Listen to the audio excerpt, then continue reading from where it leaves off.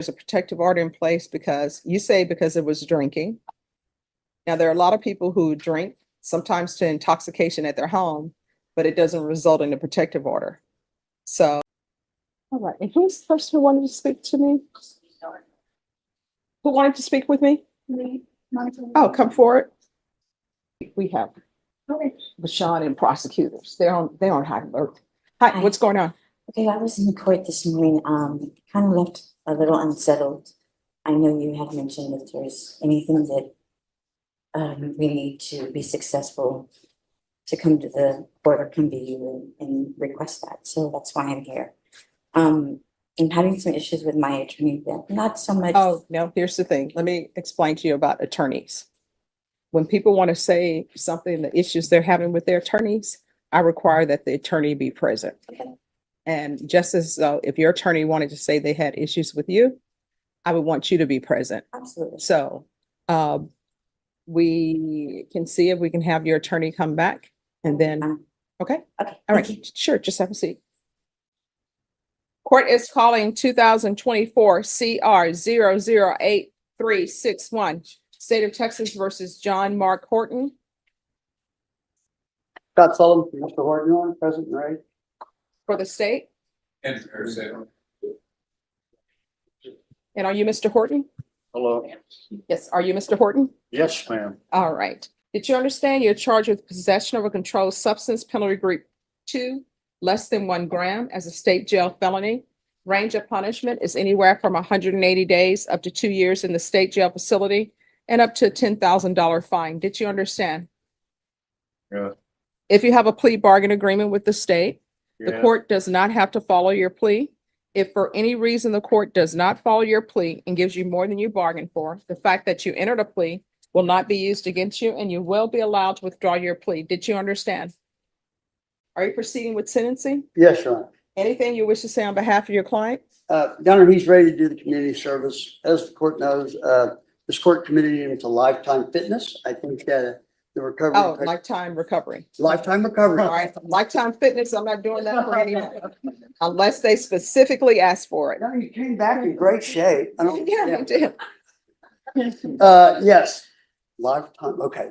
I'll just get past that part. We're aware there's some conditions there with respect to, he's got a hernia right now, and I guess they can take care of him on the community service side.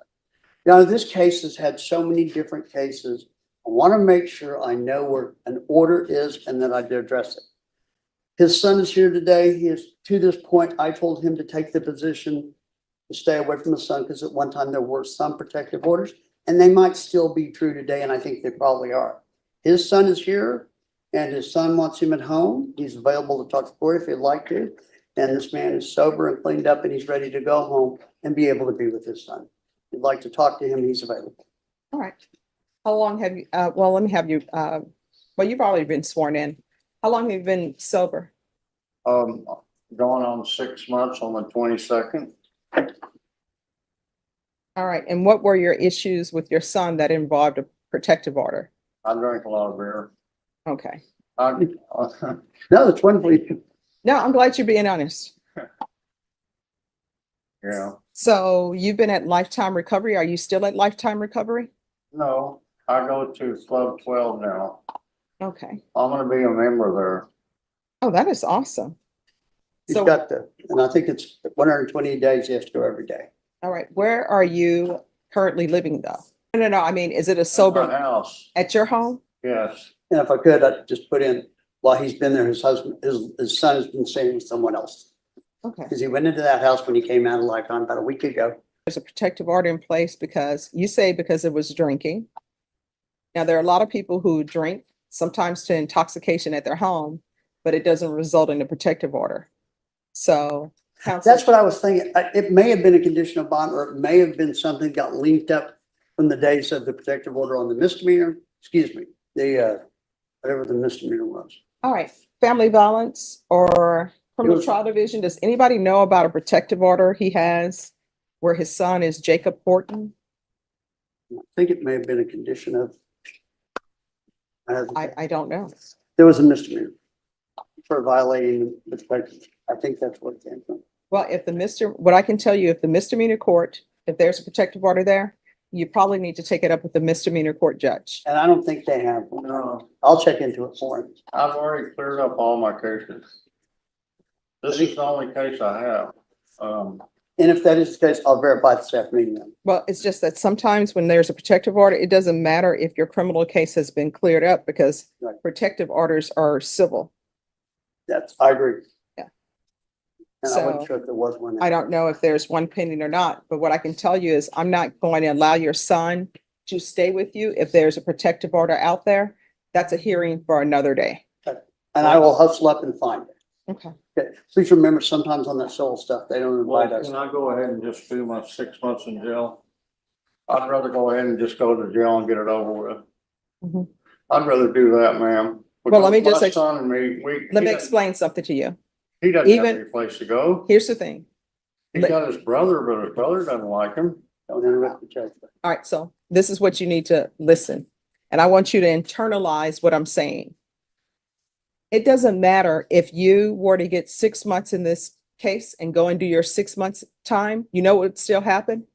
If there's a civil protective order out there, when you got out of jail, that protective order would still be there and you all still would not be able to live together. That protective order doesn't have anything to do with the 187th District Court. It's a civil matter. A civil court probably enacted that. This case is a possession less than a gram case. Okay. I didn't put a protective order on, for you against your son or whatever, because this is a drug case. And there's nothing that would have come to me through a police report that suggests that that you even have children. This police report doesn't mention anything about you having children. All it mentions is that you were day drinking. So, And by the way, Your Honor, you've said this several times, with so many other cases running around, I've never been able to determine that myself. But I can go to the civil side of court once, and I think I should, and find out how I can advise my client on that. But with respect to this court, as I understand it, there will be no order of well, what I can tell you is if it happens. if there is a civil protective order, and if he violates that, guess what? I'm going to get a motion to revoke, and it's going to say that he broke the law. No, I got time served on that charge, so that protective order went away as soon as I got time served. Okay, here's the thing. Those are two separate matters. I know it was a misdemeanor court 11, and the judge, he gave me credit for time served. All right, but let me just tell you, protective orders are civil. They're not necessarily criminal. They only become criminal when people are violating them. Then you can get a criminal case for violation of a bond or protective order, but they are civil in nature. But whenever I got the assault family bond with my son, they put a protective order. So that has absolutely nothing to do with And they this. signed an affidavit of non-prosecution. I never actually assaulted him, but I was drunk and I was a fool. Your Honor, if I could, I think what I need to do is, I think you can go through with this. And we've requested not to have that condition here, but we have to honor the conditions of a family court. I will do that for him and advise him specifically if there is or is not one. Okay. Daniel, like you said, this is, and honestly, I'm not seeing anything on the protective order. I just see the violation of bond. I feel protective order case that's currently open. Not seeing protective order. I'm kind of asking some protective orders can verify that. Yes. And that violation bond protective order, that's a misdemeanor court. Yes, sir. So that needs to be handled with the misdemeanor court. So I just don't know if there's an actual protective order that's not verified. Right? And I think that, if they did, I think they closed. All right. So are you employed, sir? Are you employed? No, I'm retired, All right. Retired from what? 63 years old. I'm retired. I worked. No, I mean, what did you do in your past I worked at life? a restaurant for 14 years, but I can't work with a hernia right now. Okay. I All got it in the county jail. All right. The court then will find you guilty. Court will sentence you to 2 years in the state jail facility, suspended and probated for 3 years. There's a $2,000 fine. That will be probated. Restitution to SAPD for drug testing.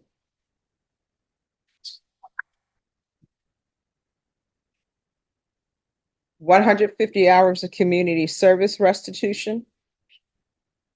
And if he brings me proof of the herniated disc that he can't do community service hours, I'll figure out something else. Okay.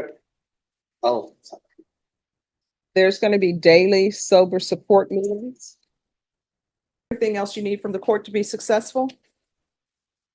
do you need anything else from her to be successful? No, I really appreciate you having the opportunity to send me over there because the program is an excellent place to get recovery. Oh, I'm so glad. I think it's a It great, changed my life and my outlook on everything. So I've internally accepted that I can't drink. So that's a big plus for me.